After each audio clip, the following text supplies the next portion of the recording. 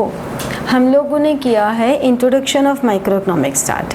Micro economics का मतलब क्या हुआ? The economic of individual units. It may be individual, firm, consumer, industry. Micro level units जो होती हैं, दीज आर माइक्रो इकोनॉमिक्स। ठीक है, माइक्रो इकोनॉमिक्स में हमने सबसे पहले बात पढ़ी कि जो रिसोर्सेज हैं, resources are scarce and human wants are unlimited. Resources have alternative uses, many uses, therefore a problem of choice arise, and that is the main economic problem.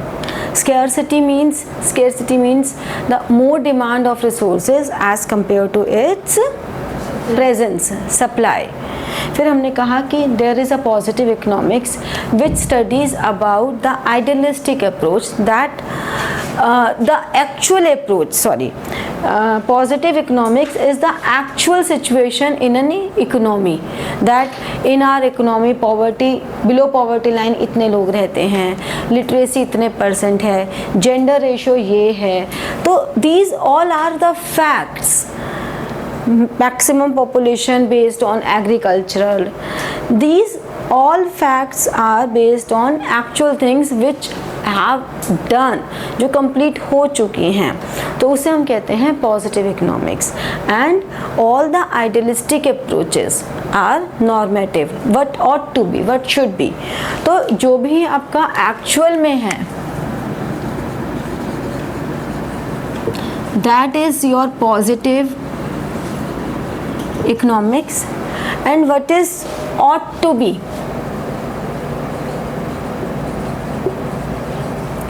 that is normative economics. Okay तो ये हमने cover किया था। फिर हमने cover किया कि central problems of an economy क्या होती हैं। Central problems of an economy, allocation of resources, fuller utilisation of resources, growth of resources. But as in our syllabus only allocation of resources is there, so we say whenever it is asked what are the central problems of an economy, we say what to produce, how to produce, and for whom to produce. These three are the sub parts of allocation of resources. So allocation of resources, what to produce, how to produce, for whom to produce, and these are the main central problems for all types of economy. All types of economy की जब हम बात करते हैं तो there are three types of economy: capitalistic, socialist. Capitalist means जो price mechanism पे काम करती है, प्रॉफिट मोटिव के लिए काम कर रही है। सोशलिस्ट जो कि इकोनॉमिक वेलफेयर के लिए काम करती है, इकोनॉमिक प्लानिंग के थ्रू पूरा सोशल वेलफेयर पे बात करती है, और इन दोनों को मिला के जो बनती है दैट इज़ मिक्स्ड इकोनॉमी, जो कुछ तो प्रॉफिट मोटिव के लिए कर रहा है कुछ सेक्टर, और कुछ सेक्टर सोशल वेलफेयर के लिए कर रहा है। एंड हमारी कंट्री इंडिया इज़ फॉलोइंग एक mixed economy. Now come to the point that what to produce. What to produce is what? What type of problem is this? Economic problem तो है। क्या कहता है what to produce? हमें what item should be produced? We have choice between consumer versus consumer और capital goods. ठीक है, we have civilian and wartime goods. We need to see that the total expenditure should be incurred on basic education,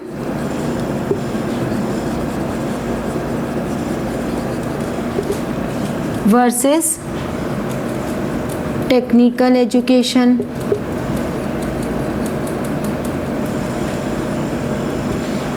We should spend more on profit centered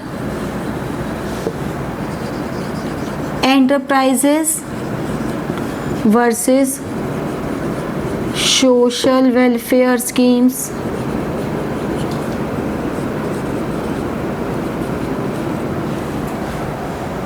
Okay, so there are choices between various things. So which type of expenditure should be done, what type of good should be produced, that comes under the problem of what to produce. Okay, अभी problem solve कैसे होती है, what is the guiding principal. जितनी भी problems हैं उन सभी का कोई ना कोई गाइडिंग प्रिंसिपल होता है.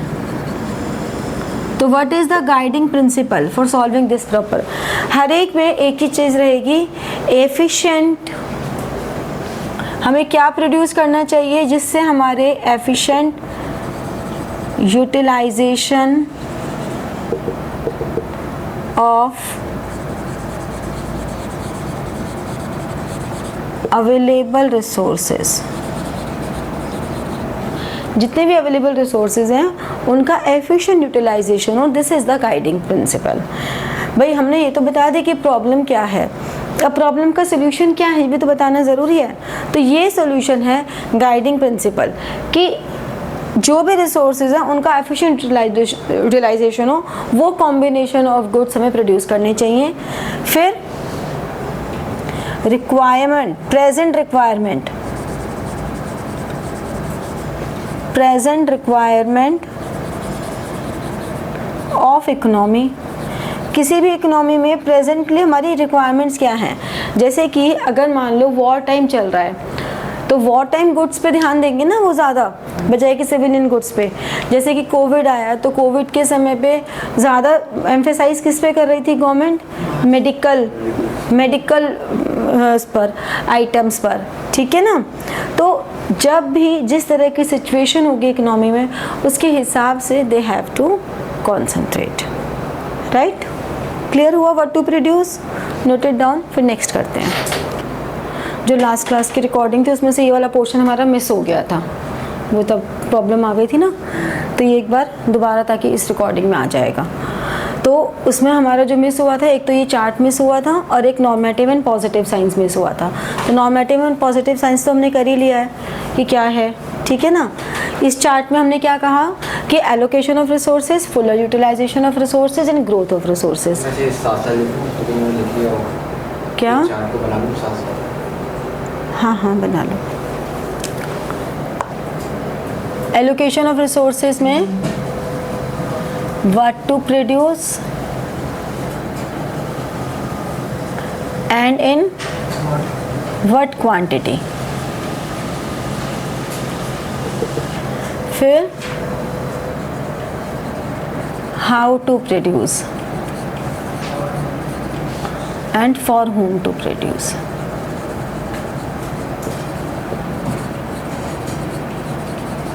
तो हमने आज किया what to produce. What to produce में हमने कर लिया कि the problem of choice between two type of goods और सर्विसेज. तो अगर हमसे वन वर्ड में पूछा जाए कि व्हाट टू प्रोड्यूस क्या होता है, तो व्हाट टू प्रोड्यूस होता है problem of choice between two goods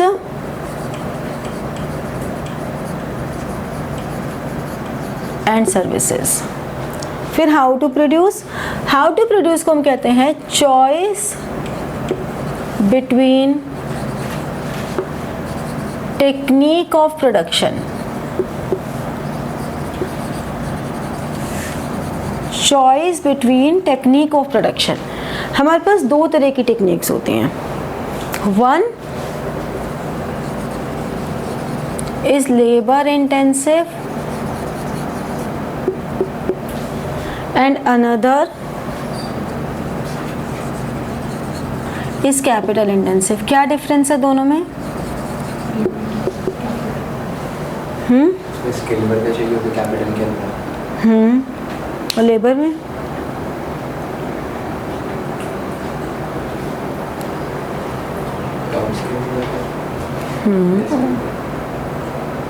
बाकी कोई और.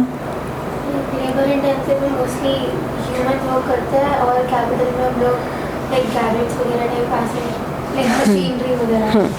तो हम कह सकते हैं लेबर में more labour and less capital means we are using more human resources as compare to technology. तो हम टेक्नोलॉजी को बहुत यूज़ नहीं कर रहे, हम ह्यूमन रिसोर्स को कर रहे हैं। जबकि in capital intensive we are using more capital और लेस लेबर। ठीक है, तो ये हमारे पास labour intensive and capital intensive दो टेक्निक्स है। ऐसा कोई ग्राउंड रूल नहीं है कि labour intensive techniques are always good और capital intensive techniques are always good. Both the techniques have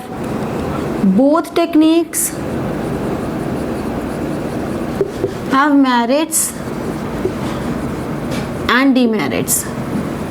भाई कई जगह जैसे हैंडीक्राफ्ट है, हैंडीक्राफ्ट में we always prefer labour intensive techniques, तभी तो वो हैंडीक्राफ्ट है।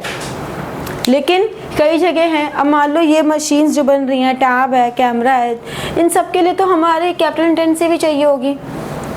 तो कई बार लेबर इंटेंसिव होने से कॉस्ट ज़्यादा लग जाती है, टाइम ज़्यादा लग जाता है, हो सकता है उतनी फिनिशिंग ना आए, तो वहाँ पे कैपिटल इंटेंसिव चाहिए हो। बट कैपिटल इंटेंसिव से क्योंकि अब वो काम कम लोगों में हो रहा है, मशीन कर रही है, तो उससे अनएम्प्लॉयमेंट भी आ सकती है। तो किसी भी इकोनॉमी को अपने अवेलेबल रिसोर्सेज देखने हैं, तो उन्हें देखना है। इसका गाइडिंग प्रिंसिपल क्या हो गया बताओ? गाइडिंग प्रिंसिपल क्या होगा?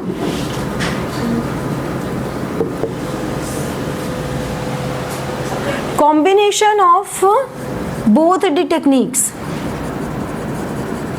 कॉम्बिनेशन ऑफ बोथ टेक्निक्स, हमारी जो दोनों टेक्निक्स हैं उनको हम कंबाइन करते हैं।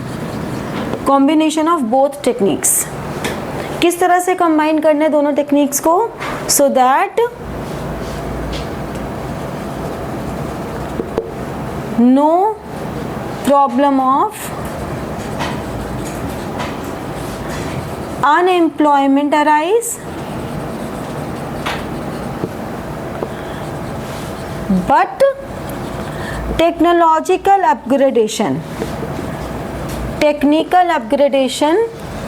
take place.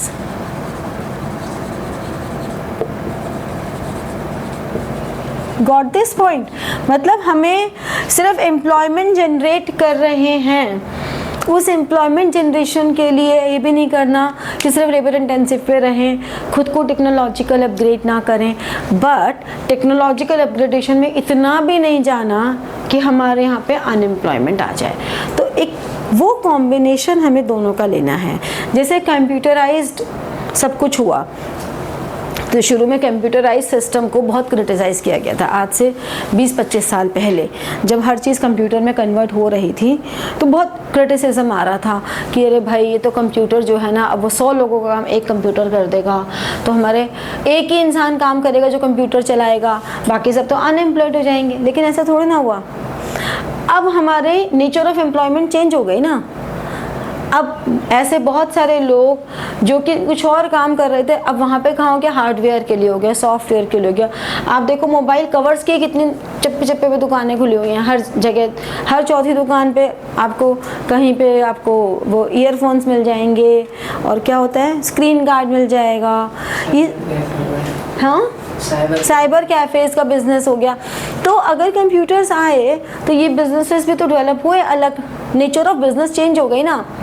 लक्ष्मी नगर तुम जाते हो, लक्ष्मी नगर लाइन से सारी इलेक्ट्रॉनिक्स की इलेक्ट्रिकल शॉप्स हैं। एक ज़माने में लाइन से वो किताबों की दुकान हुआ करती थी, अभी तो कम हो गई ना। अब गिनी चुनी 5-7 दुकानें हैं जो बुक्स की हैं, ठीक है, बस मेन जो शॉप्स है वही हैं। लेकिन पहले वो जो पूरी रो है, वो पूरी की पूरी रो सिर्फ किताबों की, स्टेशनरी की शॉप से होती थी। लेकिन अब हुआ क्या, उन्हीं लोगों को समझ में आ गया तो उन्होंने अपना बिजनेस चेंज कर लिया, तो तब वो दूसरी तरह से अर्न कर रहे थे, अब दूसरी तरह से अर्न कर रहे हैं। तो इस तरह से ये देखना होता है कि कौन सा कॉम्बिनेशन लेना है कि हम टाइम के साथ साथ अपने आप को अपग्रेड भी करें टेक्नोलॉजिकली, और अपने यहाँ के एम्प्लॉयमेंट रिसोर्सेज भी हम पूरे यूज़ करें। ठीक है, तो this is the guiding principal. समझ में आया लेबर इंटेंसिव टेक्निक? तो अगर वन वर्ड में पूछा जाए what do you mean by labour intensive technique, sorry what do you mean by what is the problem of how to produce, so how to produce is the problem of choice between technique of production. Got it? चलो note down करो, फिर हम लोग next करते हैं। तो next हमारे पास अब आता है फॉर होम टू प्रोड्यूस। किसके लिए प्रोड्यूस करना चाहिए हमें? कंज्यूमर के लिए। कौन से कंज्यूमर के लिए?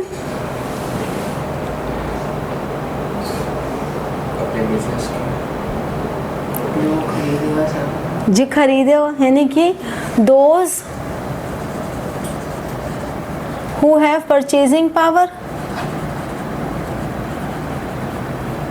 जिनके पास परचेजिंग पावर है उनके लिए ना। किनके लिए सेल करेंगे? जिनके पास परचेजिंग पावर है। ठीक है, परचेजिंग पावर। अब इसमें दो बातें हो सकती हैं। एक तो हम कह सकते हैं रिच वर्सेस पुअर, क्योंकि हमारे पास एक्स एक्सिस और वाई एक्सिस ही होते हैं, तो हम कह सकते हैं रिच वर्सेस पुअर। या हम दूसरी बात ये कह सकते हैं प्रॉब्लम ऑफ, जब प्रॉब्लम की बात आएगी कि ये प्रॉब्लम किससे एसोसिएटेड है, तो हम कहेंगे this is a problem of distribution of disposable income, disposable national income, disposable national income. ठीक है, तो ये जो डिस्पोजेबल नेशनल इनकम है, इसका क्या मतलब होता है? Income which can be dispose of by the economy. By the economy मतलब डिस्पोज ऑफ मतलब खर्च कर सकते हैं, स्पेंडेबल फॉर्म में है। तो जो इनकम हमारी स्पेंडेबल फॉर्म में है वो किस तरह से डिस्ट्रीब्यूट की गई है, कहाँ पर? Among all factors of production,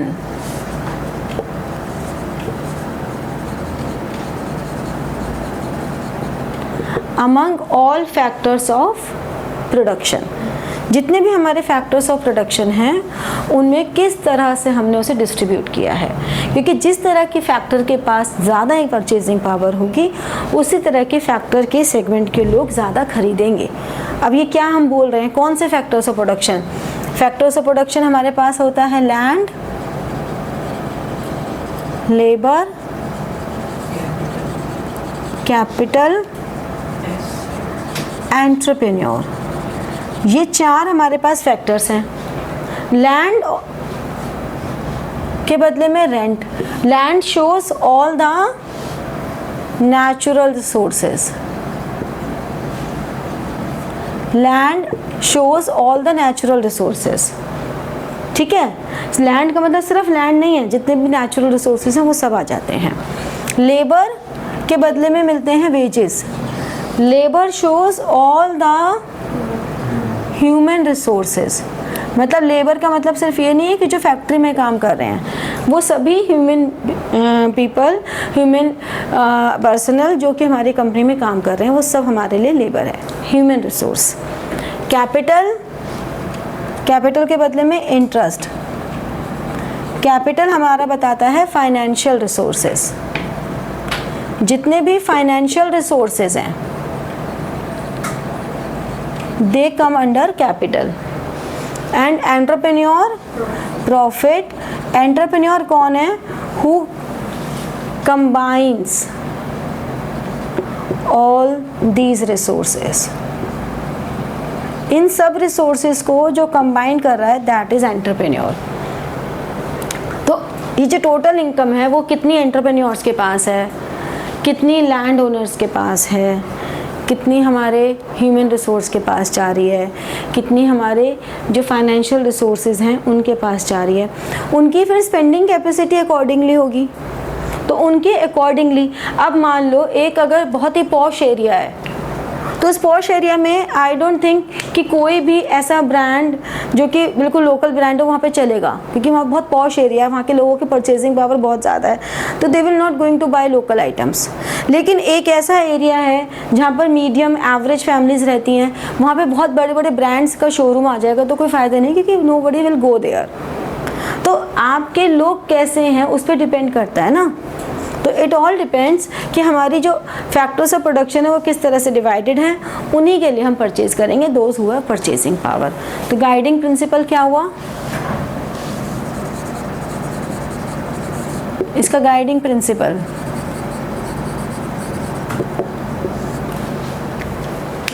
कैसी प्रोडक्शन करनी चाहिए, किनके लिए करनी चाहिए?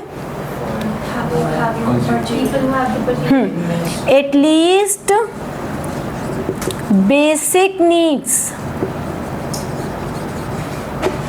of all segments must be fulfilled। आप ये नहीं कर सकते कि जिनकी परचेजिंग पावर बिल्कुल नहीं है उनके लिए प्रोडक्शन होगी ही नहीं, मतलब जो बेचारा कुछ नहीं कमा रहा क्या वो भूखा मरेगा? नहीं ना, कुछ तो उसको भी चाहिए ना। तो इस तरह से गवर्नमेंट को, इस तरह से इकोनॉमी में सिस्टम बनना चाहिए कि at least basic needs of all segments must be fulfilled। ठीक है, उसके बाद फिर आप जिस मर्जी के लिए करो, सबको उनकी बेसिक नीड तो मिले। Basic needs food, shelter and cloth, ये होती है ना, तो ये तो मिले कम से कम सबको। क्लियर हुआ? समझ में आया? तो ये हमारे पास 3 सेंट्रल प्रॉब्लम्स हैं। ठीक है, what to produce, how to produce and for whom to produce। Got it? चल, प्रोडक्शन पॉसिबिलिटी कर्व क्या होता है? हाँ कि अगर आप एक चीज़ प्रोड्यूस कर रहे हो, दो चीज़ प्रोड्यूस कर रहे हो, कौन सा कब होगा, किस में अगर 2 रिसोर्सेज प्रोड्यूस कर रहे हो, 2 प्रोडक्ट्स प्रोड्यूस कर रहे हो, तो अगर लाइक जैसे सपोज कभी बहुत एक्सट्रीम सिचुएशन हो गई, जैसे वॉर हो गई, तो उसमें वेपन ज़्यादा प्रोड्यूस होंगे और नॉर्मल डेली सब तरह कम यूज़ होगा।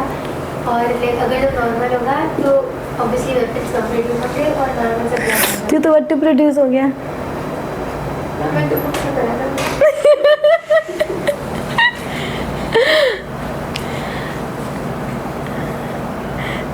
जा सही डायरेक्शन में रही हो, लेकिन थोड़ा हाँ कुछ कह रहा हो गया।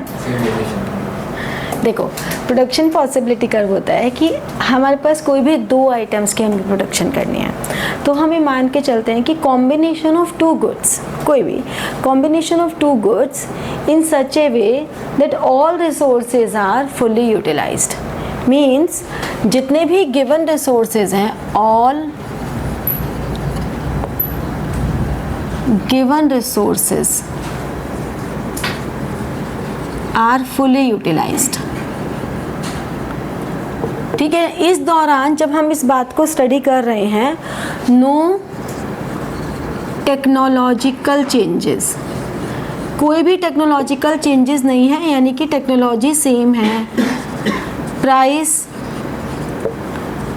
इज कांस्टेंट, प्राइस में कोई चेंज नहीं है, ठीक है ना, मेथड ऑफ प्रोडक्शन में कोई चेंज नहीं है, सब कुछ सेम है। और उसके बाद when 2 type of goods are produced, मान लो व्हीट है और राइस है, दोनों ही कंज्यूमर गुड्स हैं, सो these the combination of producing 2 goods is like this, that for producing 1 more unit, more unit of wheat, rice is sacrificed। ऐसा हो ही नहीं सकता, यानी कि या तो हम सारा रिसोर्सेज जितने भी हमारे पास अवेलेबल रिसोर्सेज हैं वो सब राइस पे लगा रहे हैं, या जितने भी अवेलेबल रिसोर्सेज हैं वो सब हम वीट पे लगा रहे हैं। लेकिन अगर हम बीच का ले रहे हैं तो जो भी कॉम्बिनेशन हम ले रहे हैं, चाहे ये कॉम्बिनेशन लें तो ए लें, बी लें, सी लें, डी लें, ई लें, तो A B C D E यानी कि on the PPC, on the PPC जितने भी पॉइंट्स हैं उस पे रिसोर्सेज फुलर यूटिलाइजेशन, जितने भी रिसोर्सेज हैं उनका फुलर यूटिलाइजेशन है। ठीक है, अगर इसके अंदर कोई पॉइंट है F, तो F means below the PPC। तो बिलो द PPC का पॉइंट हमें बता रहा है that resources are under utilised. हम रिसोर्सेज को पूरी तरह से यूटिलाइज्ड नहीं कर रहे। ठीक है, और अगर हम यहाँ पे कोई पॉइंट ले रहे हैं G, तो दैट इज अनअटेनेबल। ये अनअटेनेबल है क्योंकि हमारे पास तो इतने रिसोर्सेज ही नहीं है, हम जी तक पहुंच ही नहीं सकते। समझ में आई बात? पहले समझ ले।